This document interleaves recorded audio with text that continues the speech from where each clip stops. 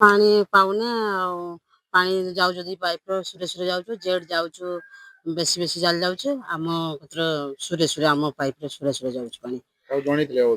ହଁ ଜଣା ହେଇଥିଲା ସରପଞ୍ଚକୁ ଜଣା ହେଇଥିଲା।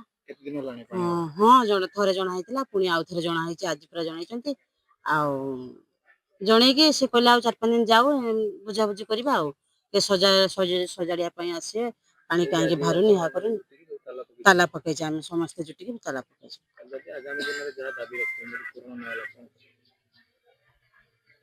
ଯଦି ପାଣି ନ ପାଇଲେ କଣ କରିବେ? ହଁ ଆମେ ସେଇଟା ଅନୁରୋଧ କରୁଛୁ ଆମେ କେମିତି ପାଣି ପାଇବା କିଛି ଷ୍ଟେପ ନେଉଛନ୍ତି ଯେ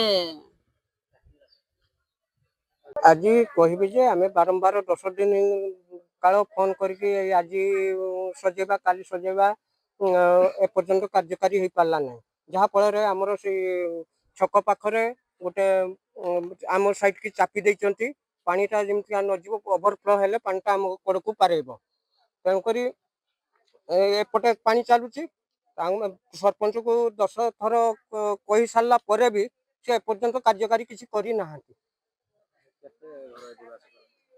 ଏଠି ଆମ ସେ କଡ଼ରେ ହେଇଯିବ 35 ଘର ହେଇଯିବ।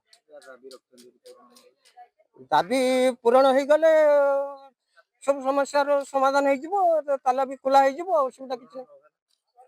ପୂରଣ ସେଟା ସରକାର ତାର ଅନୁଧ୍ୟାନ କରିବେ ଆଉ ଆମେ ଆଉ କଣ କରିପାରିବୁ।